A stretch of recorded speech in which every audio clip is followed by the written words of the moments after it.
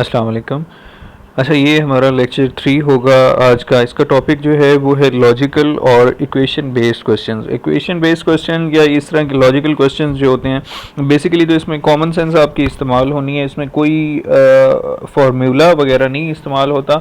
हाँ, इसमें कुछ स्टेप्स हैं जो कि हम लोगों को फॉलो करने होते हैं, जिसकी वजह से हम लोगों के गलती के चांसेस इस तरह के क्वेश्चंस में कम हो जाएंगे। ठीक है, तो आप लोगों ने ये चीज़ ध्यान में रखनी है कि कुछ स्टेप्स वगैरह मैं आपको बताऊंगा, वो फॉलो करेंगे तो क्वेश्चंस इजीली आपके सॉल्व होते जाएंगे। But before we start this lecture, जो हम लोगों का पिछला क्वेश्चन था जो मैंने कल होमवर्क में दिया था, उसको ज़रा एक दफ़ा रिव्यू कर लेते हैं।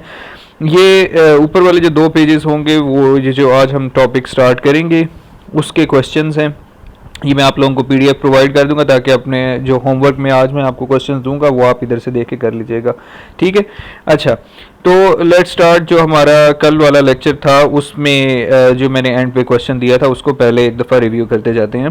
ठीक है, इसमें आपके पास जो फर्स्ट सेट था वो मैंने आपको बताया था, वो क्या था, x such that x is an element of integers and x is less than x is greater than or equal to x and x is less than or equal to 25। यानी कि जो x की value है वो क्या है, 8 से लेकर 25 तक है, और 8 और 25 ये दोनों इसमें इंक्लूड होंगे क्योंकि लेस देन और इज इक्वल टू का साइन यूज़ हुआ है, मतलब लेस देन के नीचे बार डली हुई है। ठीक है जी, तो आपके पास ये साइन होने की वजह से आपके पास जो ए सेट बनेगा वो क्या बन जाएगा, आपके पास ये बन जाएगा 8 से लेकर 25 तक जो इंटीजर्स हैं, पॉजिटिव 8 से लेकर पॉजिटिव 25 तक, वो हम सारे इसमें ए में लिख देंगे।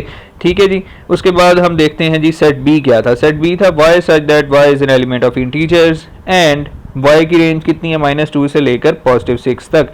अब इसमें साइन सिर्फ ये डला हुआ है, उसके नीचे बार नहीं डली हुई, तो सिर्फ लेस देन है, इक्वल टू नहीं है, तो इसमें 2 यानी कि -2 और पॉजिटिव 6 इंक्लूड नहीं होंगे। -1 से स्टार्ट होगा और कहाँ तक जाएगा, 5 तक जाएगा। बात समझ में आ गई।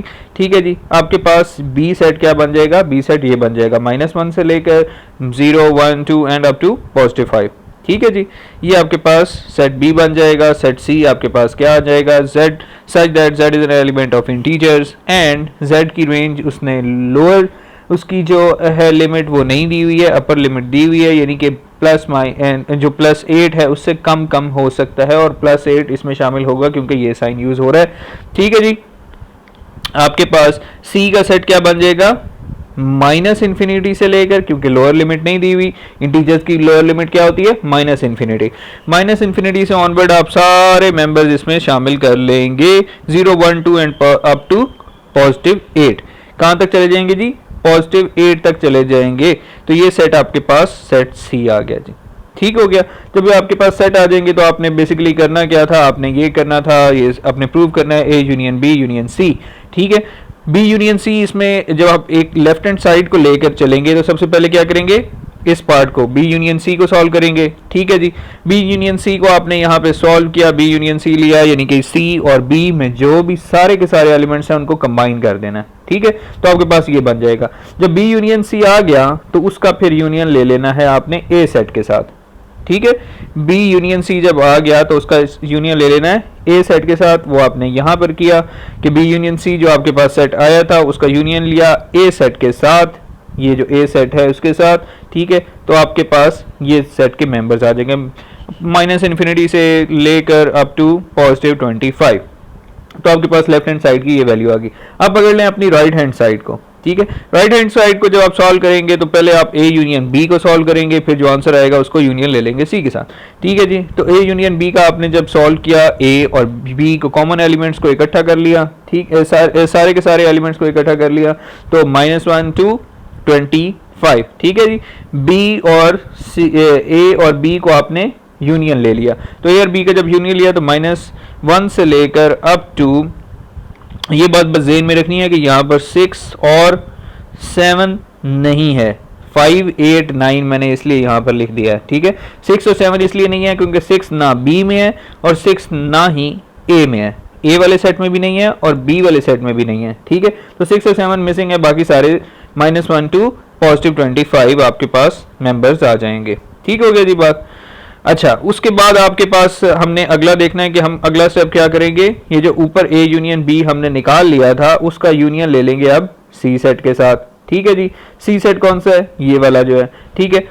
अब सी सेट के साथ जब हमने यूनियन लिया तो क्योंकि सी सेट के अंदर आपके पास क्या क्या है जी, आपके पास 6 और 7 जो उसमें मिसिंग था ए यूनियन बी के अंदर, वो इसमें है, सी सेट में है। तो आपके पास सिंपली 6 और 7 भी इसमें इंक्लूड हो जाएंगे, और आपके पास माइनस इन्फिनिटी से लेकर -4 -3 -2 0 1 2 3 अप टू 25 तक, पॉजिटिव 25 तक सारे एलिमेंट्स आ जाएंगे। ठीक बात होगी जी।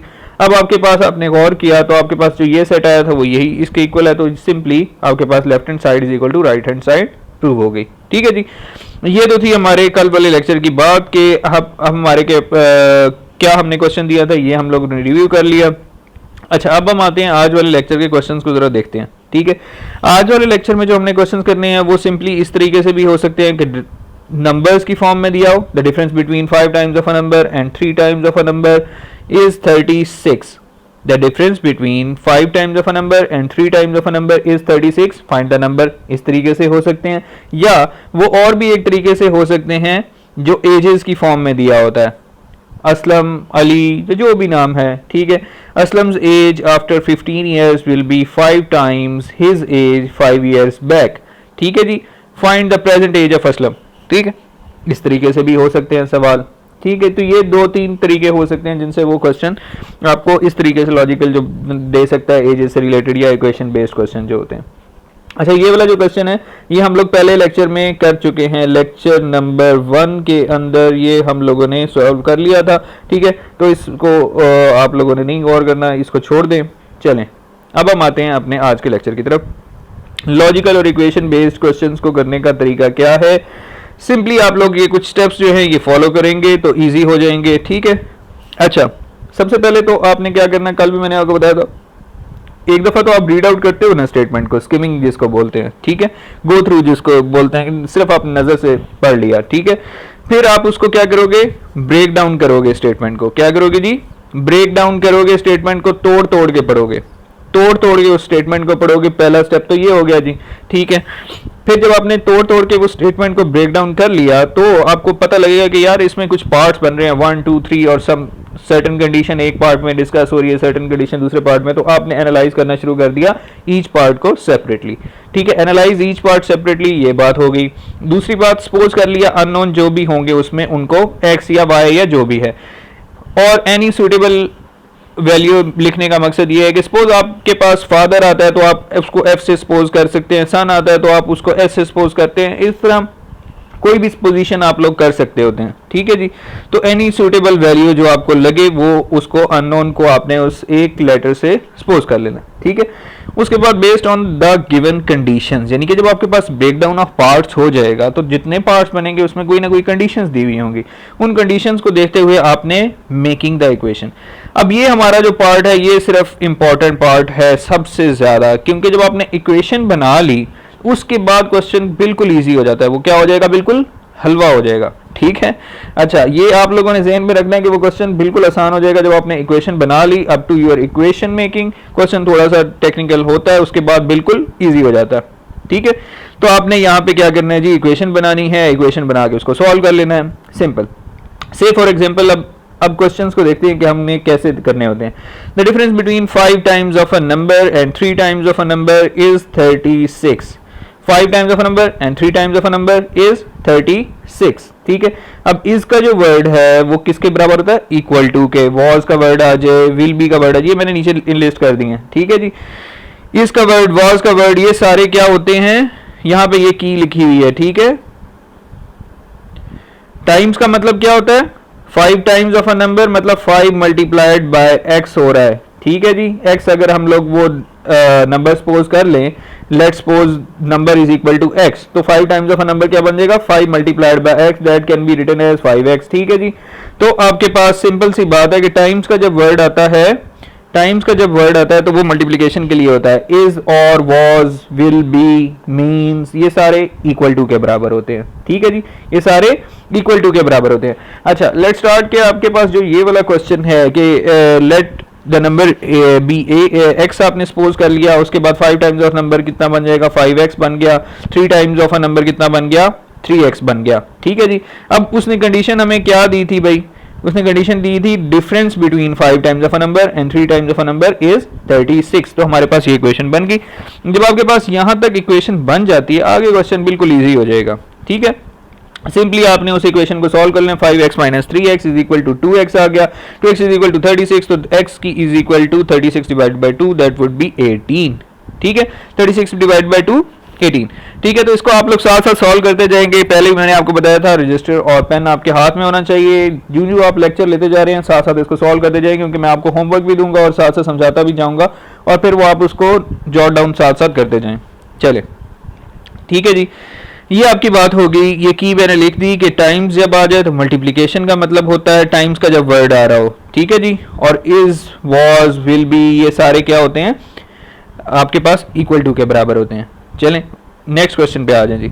नेक्स्ट क्वेश्चन में वो क्या कहता है, if 5 is added to 3 times of a number, if 5 is added to 3 times of a number, the number is changed to 29।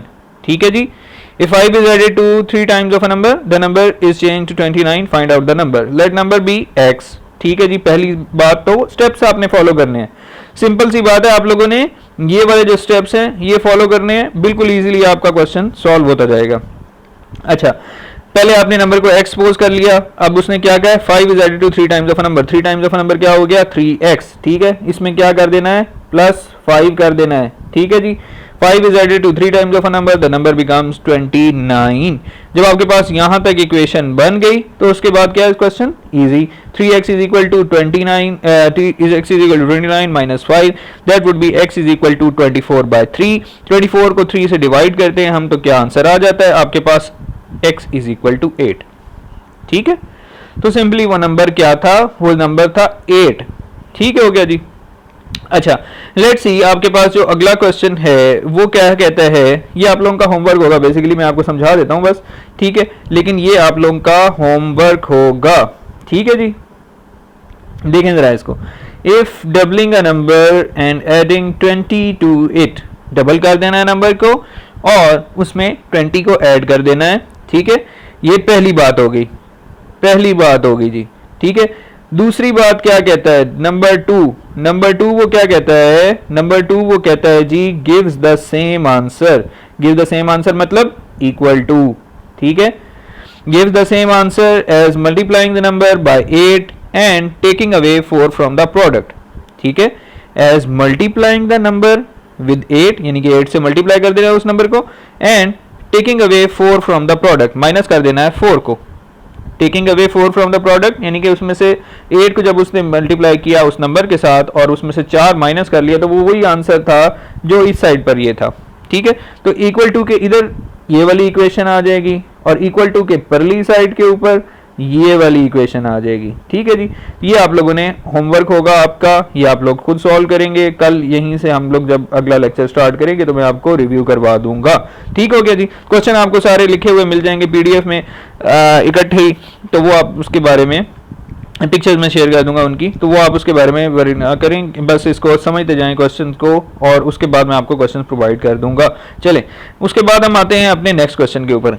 Next हमारे आ जाते हैं एजेस वाले जो क्वेश्चंस होते हैं। ठीक है, एजेस से रिलेटेड जो क्वेश्चंस आते हैं वो किस तरीके से आएंगे, उनमें आपने कुछ कीवर्ड्स को जहन में रखना है, कीवर्ड्स को जहन में रखना है। ठीक है जी, वो कीवर्ड्स क्या हैं आपके पास, बेसिकली ये आपने देखना है कि आफ्टर का वर्ड आ जाए, इन फ्यूचर का वर्ड आ जाए, ये वाली लाइन देख रहे हैं आफ्टर इन फ्यूचर, तो इसका क्या मतलब होता है जी ऐड कर देना ईयर्स को। सपोज वो कहता है कि 5 साल बाद उसकी क्या एज होगी, तो जो भी आपने नंबर सपोज किया हुआ, सपोज वो x मैंने सपोज किया हुआ, तो 5 साल बाद उसकी क्या एज हो जाएगी x + 5। ठीक है, अगर वो कहता है कि 10 साल बाद क्या एज हो जाएगी x + 10। ठीक है जी, तो आफ्टर का वर्ड यूज कर ले वो, इन फ्यूचर का वर्ड यूज कर ले वो।